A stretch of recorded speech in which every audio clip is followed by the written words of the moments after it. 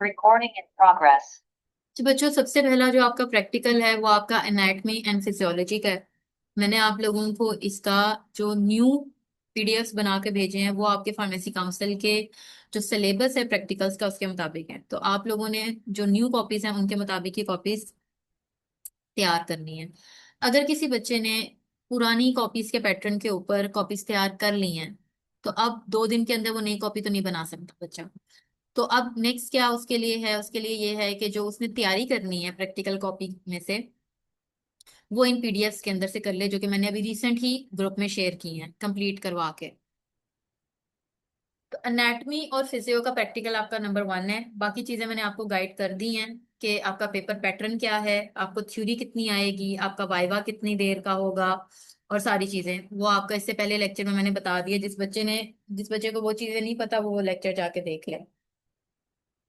फिर नेक्स्ट चीज आपकी आती है कि हमने इसको किस तरीके से देखना है।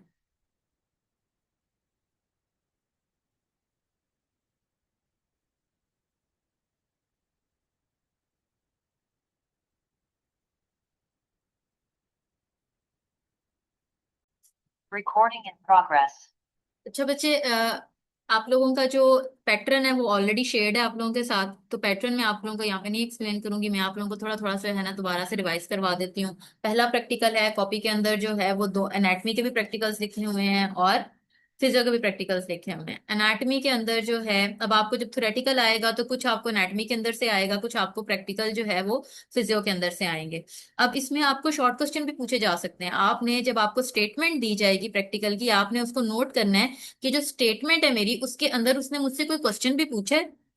जैसे वो आपसे कह दे कि what is haemoglobin and how, मतलब किस तरीके से हीमोग्लोबिन को फाइंड आउट करते हैं, उसकी वैल्यूज, या फिर वो पूछ दें कि डिटर्मिनेशन ऑफ हीमोग्लोबिन का भी बताएं और रेफरेंस वैल्यूज भी बता दें। मैं एग्जांपल दे रही हूँ आपको।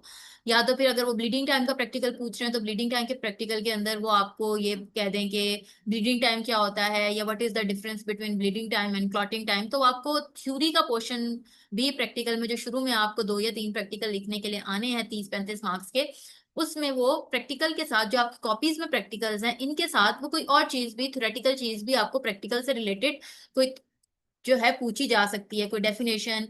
तो आप लोगों ने जो आपके प्रैक्टिकल कॉपीज में प्रैक्टिकल्स हैं उनके जो किताबों में टॉपिक्स हैं उनको अच्छे तरीके से याद करना है।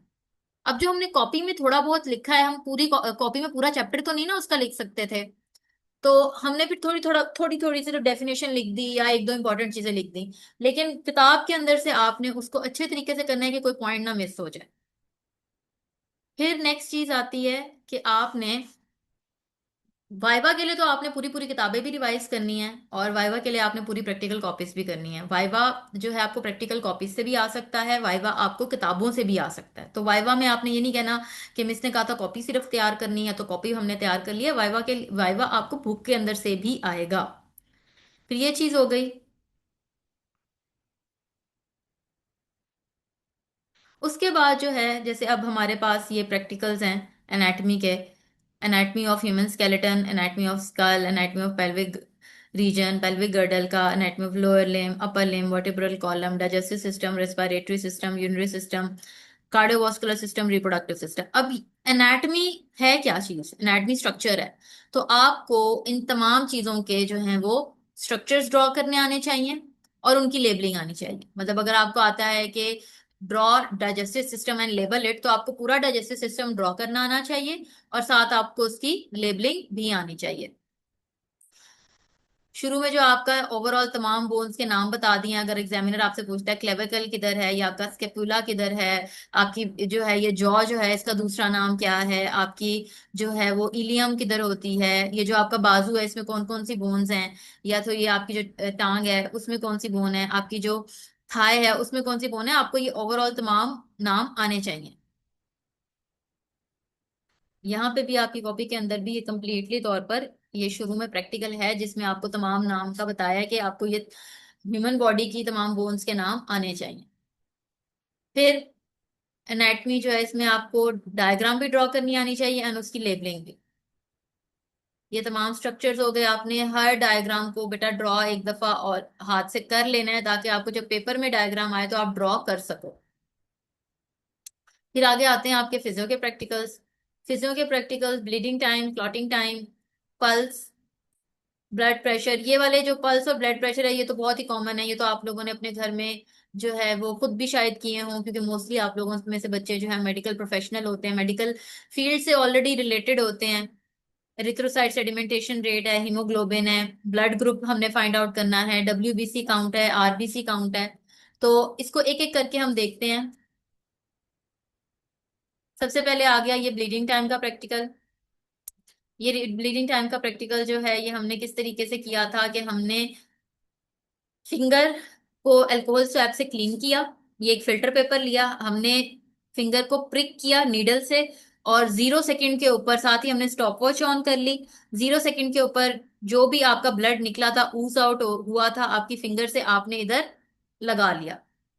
फिर 15 सेकेंड्स के बाद आपने जो है दोबारा ब्लड इसके ऊपर लगाया। फिर 30 सेकेंड्स के बाद दोबारा, फिर आगे 15-15 सेकेंड्स गुजरते जाएंगे, आपने वो ब्लड लगाते जाने तब तक जब तक आपकी ब्लीडिंग रुक नहीं जाती। तो वो आपका ब्लीडिंग टाइम आ जाएगा कि कितनी देर, किस टाइम पे जो है आपने प्रिक किया था 0 सेकेंड्स, और कब आपकी ब्लीडिंग रुकी है। तो ये आपका ब्लीडिंग टाइम का प्रैक्टिकल है, इसको आप याद कर लीजिएगा। आपके प्रैक्टिकल के अंदर जो रेफरेंस वैल्यू है वो आपने जो उसमें लिखी हुई है पुराने पीडीएफ में, वो गलत लिखी हुई है। 6 से 8 से 10 मिनट लिखा हुआ है बेटा। ब्लीडिंग टाइम आप 6-8-10 मिनट ब्लीड करते रहोगे तो आपको तो सारा खून बाहर निकल जाएगा। तो मैंने आप लैब में बच्चों से कहा था कि ब्लीडिंग टाइम की जो एक्चुअल वैल्यू है वो आपने लिखनी है, कि नॉर्मल ब्लीडिंग टाइम कितना होता है। तो ये 2 से 10 मिनट जो है ये गलत है, तो आप लोगों ने ठीक वैल्यूज लिखनी है। 10 मिनट तक बेटा आपका ब्लड अगर निकलता रहेगा, आप खुद सोचें कि आपका कितना ब्लड लॉस, लीटर तो निकल ही जाएगा। तो ब्लीडिंग टाइम की जो रेफरेंस वैल्यूज हैं बेटा, वो आप लोगों ने एक दफा अच्छे तरीके से सर्च कर लेनी है और फिर वो लिखनी है। फिर आपका रिजल्ट, कि आपका उस टाइम पे क्या रिजल्ट आ रहा है। इस बच्ची का जैसे 1 मिनट और 1 मिनट 30 सेकेंड्स रिजल्ट आया, इसमें उसकी ब्लीडिंग रुक गई थी। अब ये देखें ना कि रेफरेंस अगर 10 मिनट है तो 1.5 मिनट में कैसे रुक गई, वो तो फिर 8 मिनट तक तो चलती है, 6 मिनट तक तो ब्लीडिंग चलती, लेकिन ऐसा तो नहीं हुआ। तो इतनी जो है ब्लीडिंग टाइम पॉसिबल नहीं है। फिर हमारे पास आता है क्लॉटिंग टाइम। क्लॉटिंग टाइम में हमने क्या किया था, हमने एक ट्यूब ली थी। यहाँ पे ना मैंने ब्लीडिंग टाइम का ये प्रैक्टिकल इस फिल्टर पेपर लेकर, आपने सबसे जो बड़ा डॉट होगा वो सबसे पहले टाइम का होगा, और उसके बाद जो है आहिस्ता आहिस्ता छोटा होता जाएगा, और लास्ट में ये ऑलमोस्ट खत्म हो जाएगा।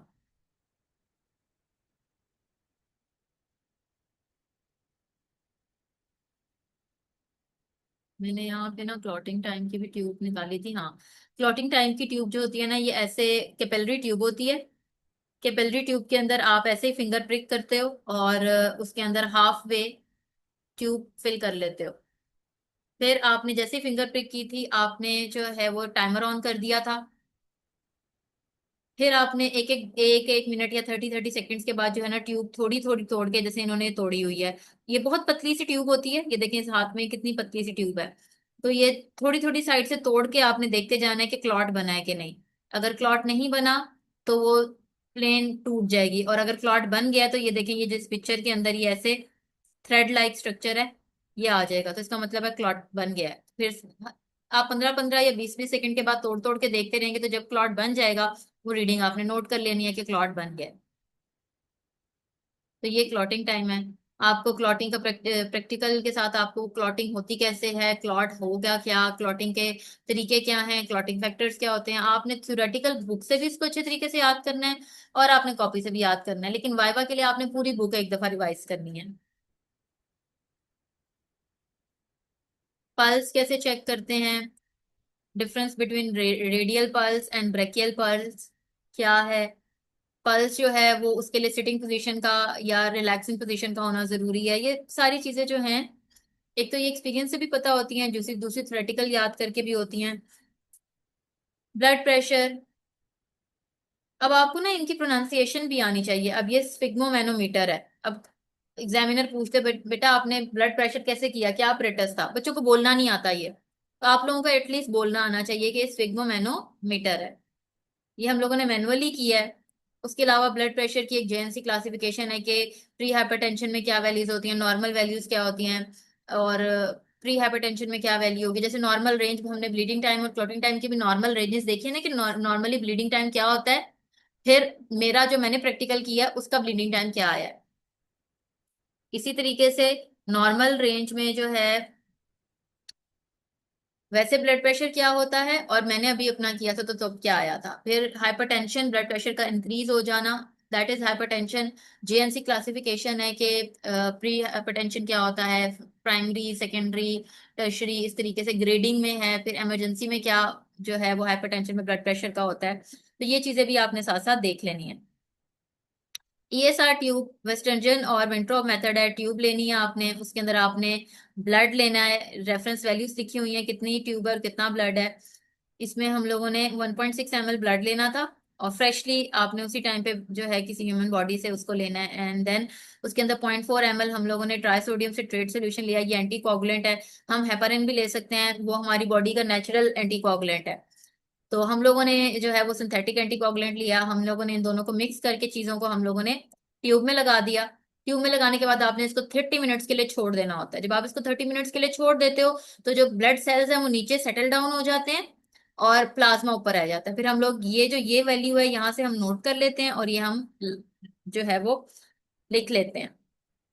मेल्स और फीमेल्स में वैल्यू, रेफरेंस वैल्यूज भी आपको पता होनी चाहिए। और दो तरह के मेथड है, एक विंट्रोप मेथड है उसकी रेफरेंस वैल्यूज अलग है, एक वेस्टर्जन मेथड है उसकी रेफरेंस वैल्यूज अलग है। तो वो आपको आपने थ्योरेटिकल पोर्शन, बार बार मैं कह रही हूँ कि आपने थ्योरी, जस्ट प्रैक्टिकल नहीं, थ्योरी बुक से भी करनी है और ओवरऑल भी बुक याद करनी है।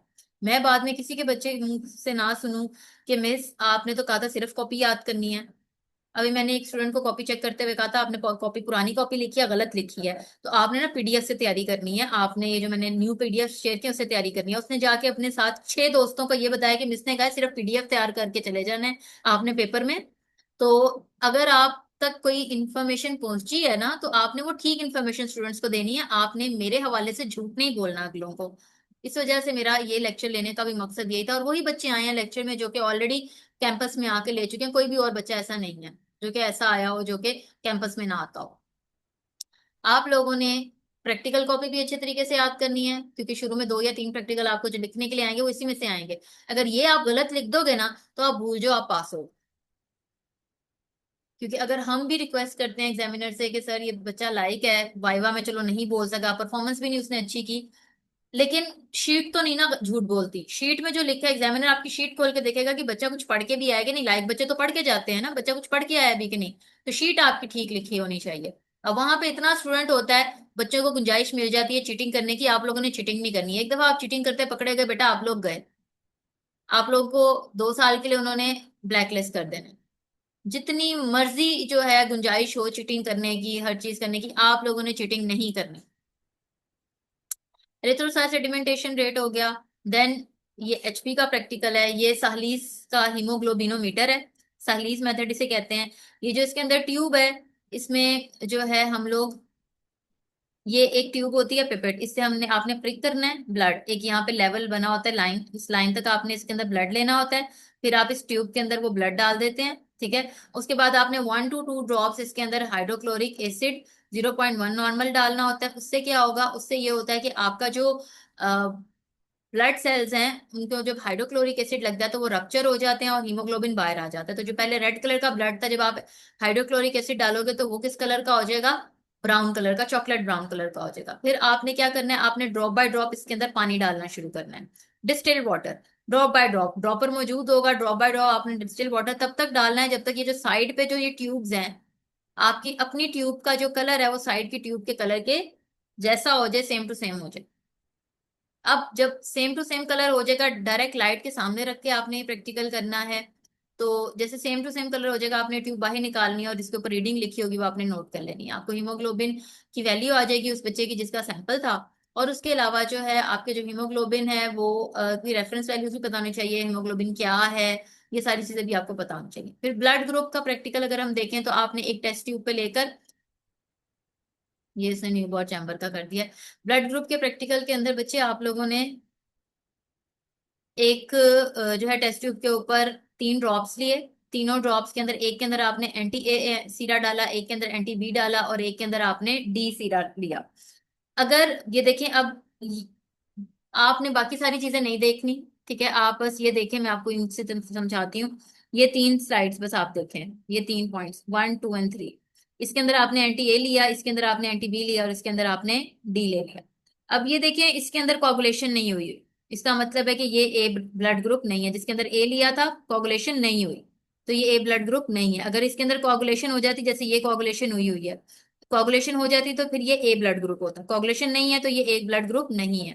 नेक्स्ट ये देखें, जिसमें हमने एंटी बी सीरा लिया था उसके अंदर कोगुलेशन हो गई है।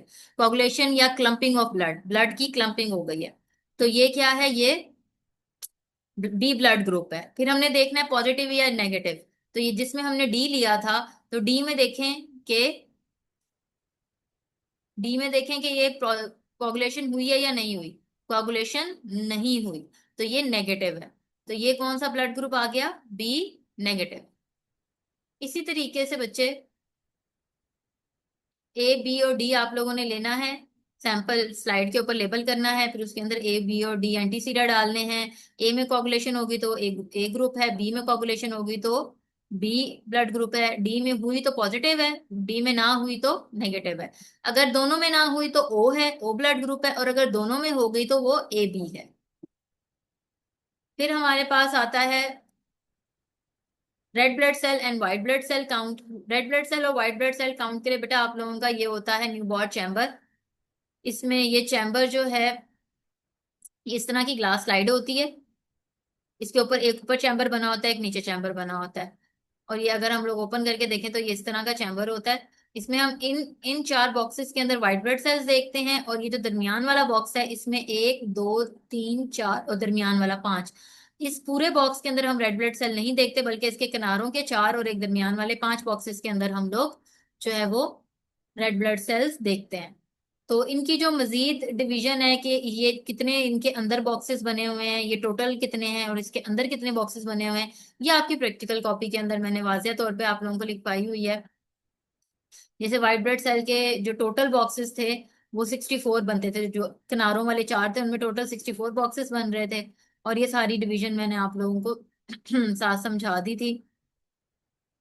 ये आप लोगों के जो रेड ब्लड सेल और व्हाइट ब्लड सेल की, आप लोगों ने ट्यूब में ब्लड लेना है एक स्पेसिफिक जगह तक, फिर उसके बाद आपने रेड ब्लड सेल की डाइल्यूशन के लिए एक रेजेंट है और व्हाइट ब्लड सेल की डाइल्यूशन के लिए एक रेजेंट है, वो रेजेंट लेकर आपने उन ट्यूब्स के अंदर मिक्स करके न्यूबॉर्न चैम्बर के अंदर एक ड्रॉप जो है वो लगा देना है, और उसके बाद आपने रेड ब्लड सेल काउंट कर लेने हैं कि रेड ब्लड सेल्स या व्हाइट ब्लड सेल्स किस तरीके से काउंट होंगे। तो यहाँ पे जो रेफरेंस वैल्यूज है उनके अंदर ऑलरेडी जो है, जो स्टूडेंट्स ने परफॉर्म किया था, ये आपके सीनियर्स ने परफॉर्म किया हुआ है। इस दफा जो स्टूडेंट्स आए थे वो इस प्रैक्टिकल तक थक गए थे, तो हम लोगों ने, बच्चों ने ये परफॉर्म करके मुझे नहीं दिखाया। अगर आप लोगों ने ये परफॉर्म करना है तो आप कल कैंपस आके एक दफा परफॉर्म कर लो, कि अगर आपको पेपर में आता है तो आपको आता हो। ये पेपर में आएगा तो आपको ये रीडिंग्स भी करनी पड़ेंगी।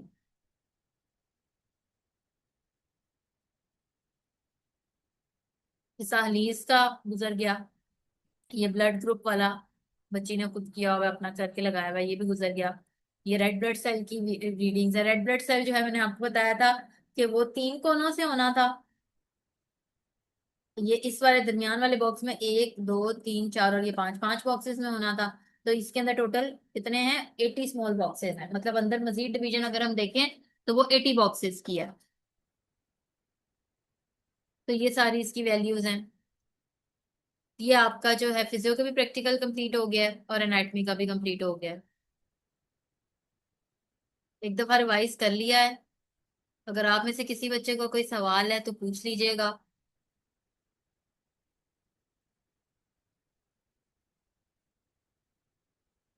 एक सेकंड में आप लोगों को जो है ना